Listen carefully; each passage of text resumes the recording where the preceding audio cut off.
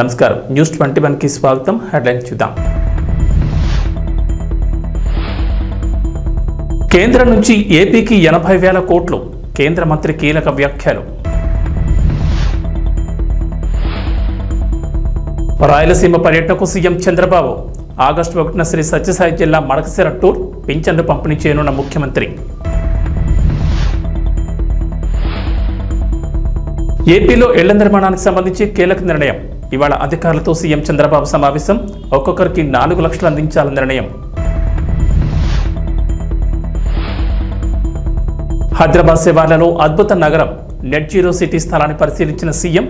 అధికారులకు కీలక సూచనలు. ఆంధ్రప్రదేశ్ ముఖ్యమంత్రి నారా చంద్రబాబు నాయుడు ఈ నెల కూడా లబ్ధిదారులకు పింఛన్లు పంపిణీ చేయనున్నారు. ఈసారి ఆయన రాయలసీమ జిల్లాకు వెళుతున్నారు. ఈ మేరకు పర్యటన ఖరారైంది. ముఖ్యమంత్రి చంద్రబాబు ఆగస్టు 1వ తేదీన మడకశిర నియోజకవర్గం గుండుమలలో పర్యటిస్తారు. ఆ రోజు వృద్ధులకు పింఛన్లు పంపిణీ చేస్తారు. ముఖ్యమంత్రి పర్యటన ఏర్పాట్లపై జిల్లా కలెక్టరేట్లో అధికారులు, ప్రజాప్రతినిధులతో మంత్రి సవిత, ఎమ్మెల్యేలు ఎంఎస్ రాజు, సింధూరారెడ్డి, కందికుంట వెంకటప్రసాద్, జిల్లా కలెక్టర్ చేతన్, ఎస్పీ రత్నలు ప్రత్యేక సమీక్ష నిర్వహించారు. ముఖ్యమంత్రి చంద్రబాబు పర్యటనను విజయవంతం చేయాలని మంత్రి సవిత కోరారు. రాష్ట్ర ఆర్థిక పరిస్థితి అంతమాత్రంగానే ఉన్నా పెద్ద ఎత్తున పింఛన్లు పెంచిన ఘనత చంద్రబాబుకి దక్కుతుందన్నారు. ముఖ్యమంత్రి చంద్రబాబు ఎటువంటి ఆర్భాటాలు లేకుండా వృద్ధుల ఇంటి వద్దకు వెళ్లి ఎన్టీఆర్ పెన్షన్లను పంపిణీ చేస్తారన్నారు. సీఎం చంద్రబాబు పర్యటనలో ఎటువంటి లోటుపాట్లు లేకుండా జాగ్రత్తలు తీసుకోవాలని జిల్లా అధికారులకు సూచించారు. ఆంధ్రప్రదేశ్లో రైతులకు మంత్రి అచ్చెన్నాయుడు గుడ్ న్యూస్ చెప్పారు. భారీ వర్షాలు, గోదావరి వరదలకు పంట నష్టపోయిన ప్రతి రైతును ఆదుకుంటామని హామీ ఇచ్చారు. అలాగే గత ప్రభుత్వం రైతుల నుంచి కొనుగోలు చేసిన ధాన్యానికి డబ్బులు ఇవ్వకుండా 1,680 కోట్ల బకాయిలు ఉంచిందని మంత్రి తెలిపారు. వారం రోజుల్లో ధాన్యం బకాయిలు 680 కోట్లు రైతుల ఖాతాలో జమ చేస్తామని మంత్రి తెలిపారు. ఏపీ మంత్రులు అచ్చెన్నాయుడు, కందుల దుర్గేష్, వంగలపూడి అనిత, వాసంతటి సుభాష్లు తూర్పుగోదావరి, డాక్టర్ బిఆర్ అంబేద్కర్ కోనసీమ జిల్లాల్లో పర్యటించారు. అలాగే వరద ముప్పును గురైన వరిచేలు, దెబ్బతిన్న ఏటికట్లను పరామర్శించారు. ప్రతి ఏటా వచ్చే ఈ సమస్యలకు శాశ్వత పరిష్కారాలు చూపుతామన్నారు. నలుగురు మంత్రులు నిడదవోలు నియోజకవర్గంలోని సూర్యారావుపాలెం, కాల్తారి, తాళ్లపాలెంలో స్వయంగా రైతులతో మాట్లాడారు. గత ప్రభుత్వ హయాంలో కనీసం పూడికి తేలేదని, గట్టు మట్టి మాయమైందని రైతులు మంత్రులకు తెలిపారు. అలాగే కేగంగవరం మండలం సుందరపల్లిలో దెబ్బతిన్న ఏటిగట్టును, సీతానగర్ మండలం రాపాకలో దెబ్బతిన్న పంటలు, కోటిపల్లిలోని ముంపు ప్రాంతాల ఫోటోలను మంత్రి పరిశీలించారు. యుద్ధ ప్రాతిపదికన గండ్ల పూడ్చి మరమ్మతులు చేయాలని అధికారులకు సూచించారు. రివ్యూ చేస్తున్నాం. ఏ శాఖ చూసినా సరే ఆ శాఖని చిన్న భిన్నం చేసి అస్తవ్యస్తం చేసి మొత్తం అప్పులు పాలు చేశారు. అలాగని చెప్పి ఎంత ప్రేమతో అభిమానంతో మమ్మల్ని అధికారంలోకి తీసుకొస్తే చేతులు పట్టుకొని మేము ఉండడానికి ఇష్టపడడం లేదు. ఏదో ఒక రకంగా సహాయం చేయాలి. అందులో ఒక బెస్ట్ ఎగ్జాంపుల్ మేము వచ్చేసి రైతులు ధాన్యాన్ని కొని 1,680 కోట్లు గత ప్రభుత్వం దిగిపోయాయి. మేము అధికారంలోకి వచ్చిన తర్వాత నాకు రోజుకు 100,000 ఫోన్లు. మా సివిల్ సప్లై మినిస్టర్కి అయితే ఇంక మెంటల్ ఎక్కించారు. అంతమంది ఫోన్లు చేస్తున్నారు. చేతిలో డబ్బు లేదు. అందులో సివిల్ సప్లై కార్పొరేషన్ మీద 39,000 కోట్ల రూపాయలు అప్పులు ఆడేశారు. మళ్ళీ ఆ కార్పొరేషన్ కూడా అప్పు తీసుకోవాలంటే ఆవిడ అప్పు ఇవ్వడం లేదు. అందుకే ముఖ్యమంత్రి గారు స్పెషల్గా దాని మీద దృష్టి పెట్టి నాబార్డ్ నుంచి 1,000 కోట్ల రూపాయలు అప్పు తీసుకొని మీ అందరికీ 1,000 కోట్లు మీ అకౌంట్లో వేసాం. ఇంకా 680 కోట్లు మీకు బాకీ. ఆంధ్రప్రదేశ్ కేంద్ర ప్రభుత్వాలు మరో ముఖ్యమైన నిర్ణయం తీసుకున్నాయి. ప్రధానమంత్రి ఆవాస్ యోజన 2.0 పథకానికి సంబంధించి 2024-25 నుంచి అమలు చేయనున్న మార్గదర్శకాలను సవరించారు. ఈ మేరకు అన్ని రాష్ట్ర ప్రభుత్వాలు తమ వాటా నిధుల్ని కేటాయించాల్సిందేనని కేంద్రం తెలిపింది. ఎన్నికలకు ముందే ఈ పథకానికి సంబంధించిన డ్రాఫ్ట్ గైడెన్స్ను ఎన్నికల ముందే కేంద్ర రాష్ట్ర ప్రభుత్వాలకు పంపింది. ప్రధానమంత్రి ఆవాస్ యోజన పథకం కింద కొత్తగా ఎంపిక చేసే లబ్ధిదారులకు సంబంధించి వివరాలు ఇలా ఉన్నాయి. ఇకపై రాష్ట్రంలో ఒక్కో ఇంటి నిర్మాణానికి 4 లక్షలు అందించనున్నారు.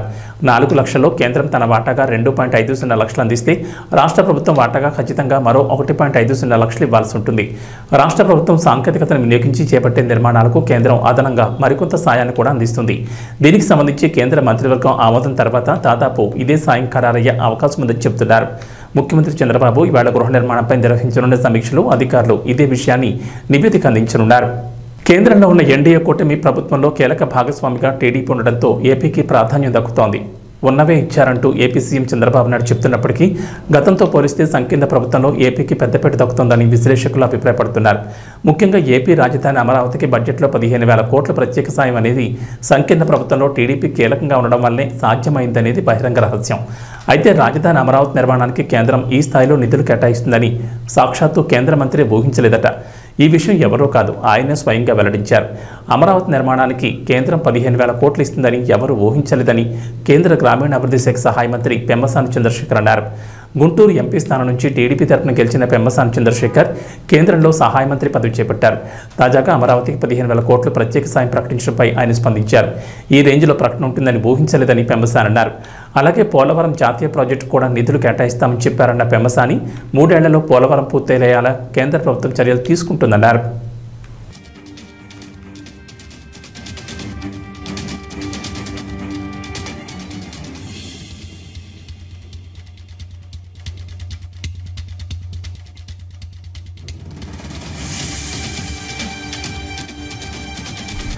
హైదరాబాద్ నగరం విశ్వనగరంగా అభివృద్ధి చెందుతోంది. ఇప్పటికే అనేక జాతీయ అంతర్జాతీయ సంస్థలు నగరంలో పెట్టుబడి పెట్టాయి. తమ సంస్థలు ఏర్పాటు చేసే కార్యకలాపాలు విస్తరిస్తున్నాయి.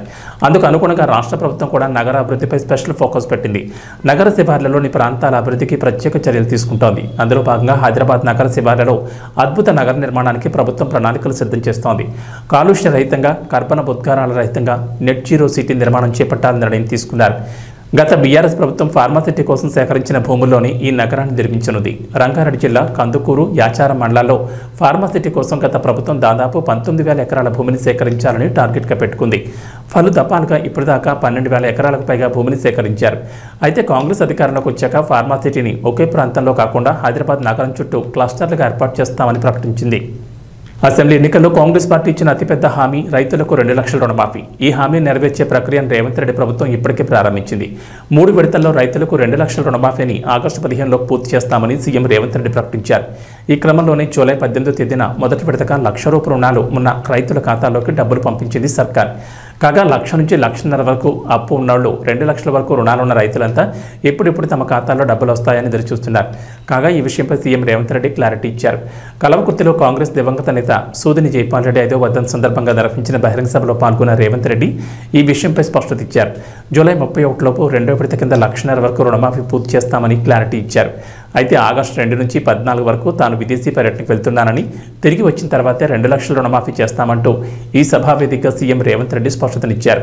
దీంతో 2వ విడతలో రుణమాఫీ కానున్న రైతులు సంతోషం వ్యక్తం చేస్తుండగా 2 లక్షల రుణాలున్న రైతులు మాత్రం ఉస్తూరుమంటున్నారు. ఇదిలా ఉంటే కల్వకుంట్ల నియోజకవర్గంపై సీఎం రేవంత్ రెడ్డి వరాల జల్లు కురిపించారు. నియోజకవర్గంలో రోడ్ల నిర్మాణం కోసం 150 కోట్లు, తాను చదువుకున్న తాండ్ర పాఠశాల అభివృద్ధికి 5 కోట్లు ప్రకటించారు. ఇక ముచ్చింతల్లో 100 కోట్లతో నిర్మించనున్న స్కిల్ డెవలప్మెంట్ యూనివర్సిటీకి ఆగస్టు 1న శ్రీకారం చుడతామని సీఎం రేవంత్ రెడ్డి తెలిపారు.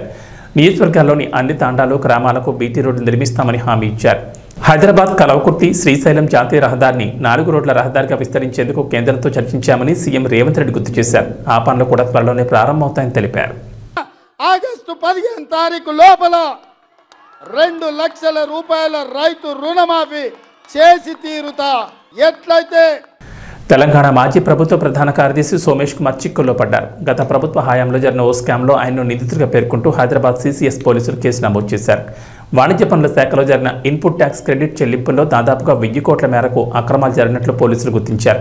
ఈ వ్యవహారంలో వాణిజ్య పనుల శాఖ అదనపు commissioner SV Kashi Visweswararao, Hyderabad rural deputy commissioner Sivaram Prasad, Plianto technologies private limited నిర్వాహకులు, IIT Hyderabad assistant professor Shobhan బాబులను నిందితులుగా పేర్కొన్నారు. 5వ నిందితుడిగా సోమేష్ కుమార్ పేరును చేర్చారు. ట్యాక్స్ ఎగవేతదారులకు వీరు సహకరించడం ద్వారా భారీగా అక్రమాలు జరిగినట్లు ఆ శాఖ జాయింట్ కమిషనర్ రవి కానూరి పోలీసులకు ఫిర్యాదు ఇచ్చారు. ఈ మేరకు వారిపై 406, 409, 120B ఐటీ చట్టం కింద సీసీఎస్ పోలీసులు కేసు నమోదు చేశారు. ఒక్క తెలంగాణ బ్యావరేజెస్ కార్పొరేషన్ పన్ను ఎగవేత ద్వారానే వాణిజ్య పనుల శాఖకు 1000 కోట్లకు పైగా నష్టం వాటిల్లినట్లు పేర్కొన్నారు. మరో 11 ప్రైవేట్ సంస్థలు సుమారు 400 కోట్ల పన్ను ఎగవేసినట్లు ప్రాథమికంగా తాము గుర్తించినట్లు ఫిర్యాదులో పేర్కొన్నారు. ఐజీఎస్టీలో అక్రమాలను గుర్తించకుండా సాఫ్ట్వేర్లో మార్పులు చేశారని, తద్వారా ప్రభుత్వ ఖజానాకు భారీగా నష్టం వాటిల్లినట్లు వివరించారు.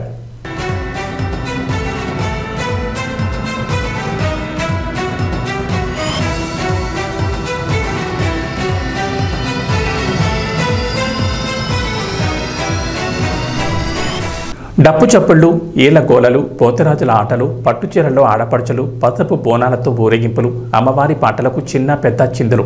ఇదంతా తెలంగాణలో బోనాల సందడి అనుకుంటున్నారేమో. అమెరికాలోని న్యూజెర్సీలో ఆషాఢ మాసంలో తెలంగాణ రాష్ట్ర ప్రజలు అంగరంగ వైభవంగా మహాంకాళి బోనాలు జరుపుకుంటున్న వేళ తెలంగాణ సంస్కృతి సంప్రదాయాలు ఉట్టుపడేలా న్యూజెర్సీలోనూ బోనాల జాతర నిర్వహించారు. తెలుగు వాళ్ళు ఎక్కడున్నా వాళ్ళ మూలాలు సంప్రదాయాలను మర్చిపోరని నిరూపిస్తూ మన తెలుగు అమెరికా సంఘం నిర్వాహకులు ఈ బోనాల జాతరను ఘనంగా నిర్వహించారు. ఆషాఢ మాసం చివరి వారం సందర్భంగా నిర్వహించే మహంకాళి బోనాలను ఆదివారం న్యూజెర్సీలోని ఓక్ట్రీ రోడ్లోని శ్రీ శివ విష్ణు టెంపుల్ ఎన్జేలో సాయంత్రం 4:30 నుంచి Saidatta Preetam and culture centre ఆధ్వర్యంలో కన్నుల పండుగ నిర్వహించారు ఆటా నిర్వాహకులు. అచ్చమైన తెలంగాణ బోనాలను తలపించేలా డప్పు చెప్పులతో బోనాల ఊరేగింపు, ఏలకోరలతో పోతరాజులు చేసే విన్యాసాలు, అమ్మవారి పాటలకు చిన్న పెద్ద నృత్యాలు చేస్తూ బోనాల జాతరను ఎంతో కోలాహలంగా నిర్వహించారు.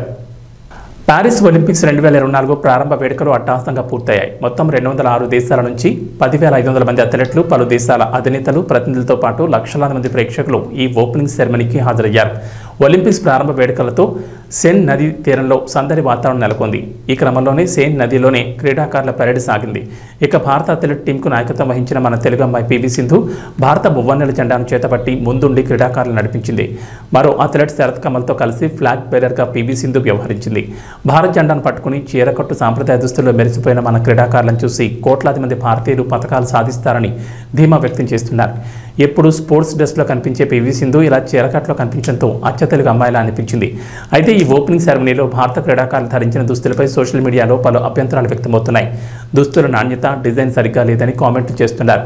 ఇక ఆ దుస్తులను భారతీయ ప్రముఖ డిజైనర్ తరుణ్ తహేలియన్కి చెందిన లగ్జరీ బ్రాండ్ రూపొందించింది. రెడీ టు వేర్ లేబుల్ తస్వా ఆధ్వర్యంలో ఈ దుస్తులను రూపొందించారు. కాషాయం, ఆకుపచ్చ, తెలుపు రంగులతో త్రివర్ణ పతాకం పోలి ఉండేలా తయారు చేశారు. ఇక వాతావరణ విషయానికి వస్తే తెలంగాణలో గత వారం 10 రోజులుగా వర్షాలు కురుస్తూనే ఉన్నాయి. దీంతో రాష్ట్రంలోని వాగులు, వంకలు పొంగి పొర్లుతున్నాయి. జలాశయాలు, చెరువులు నిండుకుండను తలపిస్తున్నాయి. ప్రాజెక్టులోకి భారీగా వరద నీరు వచ్చేరింది. అయితే ఇప్పట్లో వర్షాలు రాష్ట్రాన్ని వీడేలా కనిపించడం లేదు. తెలంగాణకు మరోసారి వర్షం హెచ్చరికలు జారీ చేశారు హైదరాబాద్ వాతావరణ కేంద్రం అధికారులు. రాష్ట్రంలో మరో 2 రోజుల పాటు వర్షాలు కురుస్తాయని చెప్పారు. ఉత్తర బంగాళాఖాతంలో ఏర్పడిన అల్పపీడన ప్రభావంతో రాష్ట్రంలో వర్షాలు కురుస్తాయన్నారు. రాజన్న సిరిసిల్ల, వరంగల్, కామారెడ్డి, కరీంనగర్, మంచిర్యాల, హనుమకొండ, జగిత్యాల, భూపాలపల్లి, ములుగు, నిర్మల్, పెద్దపల్లి, నిజామాబాద్ జిల్లాలో ఇవాళ భారీ వర్షాలకు ఛాన్స్ ఉందన్నారు. ఈ మేరకు ఆయా జిల్లాలకు ఎల్లో అలర్ట్ జారీ చేశారు. మహబూబ్ నగర్, నారాయణపేట, వికారాబాద్, నల్గొండ, రంగారెడ్డి, మెదక్, సంగారెడ్డి, సూర్యాపేట, యాదాద్రి భువనగిరి, నాగర్ కర్నూలు జిల్లాలో ఓ మోస్తరు వర్షాలు కురిసే అవకాశం ఉందన్నారు. వర్షానికి తోడు భారీగా ఈదురుగాలులు వీస్తాయని అధికారులు వెల్లడించారు. హైదరాబాద్లో ఉదయం పొడి వాతావరణం ఉంటుందని, మధ్యాహ్నం తర్వాత లేదా సాయంత్రానికి నగర వ్యాప్తంగా జల్లులు కురిసే అవకాశం ఉన్నట్లు తెలిపారు. వ్యాప్తంగా కుండపోత వర్షాలు కురుస్తాయని హెచ్చరించింది. ముఖ్యంగా నిజామాబాద్, కామారెడ్డి, ఆదిలాబాద్, నిర్మల్, ఆసిఫాబాద్, మెదక్లో ఈదురుగాలులతో భారీ నుంచి అతి భారీ వర్షాలు కురిసే అవకాశం ఉన్నట్లు హైదరాబాద్ వాతావరణ కేంద్రం ప్రకటించింది. ఈ మేరకు ఆయా జిల్లాలకు అలర్ట్ జారీ చేసింది. హైదరాబాద్తో పాటు జగిత్యాల, మెదక్, రాజన్న సిరిసిల్ల, సిద్దిపేట, కరీంనగర్, హనుమకొండ, జనగాం, వరంగల్, మహబూబాబాద్, నాగర్ కర్నూల్, వనపర్తి జిల్లాలకు ఎల్లో అలర్ట్ జారీ చేసింది. భారీ వర్షాల నేపథ్యంలో ప్రజలు అప్రమత్తంగా ఉండాలని వాతావరణ శాఖ సూచించింది.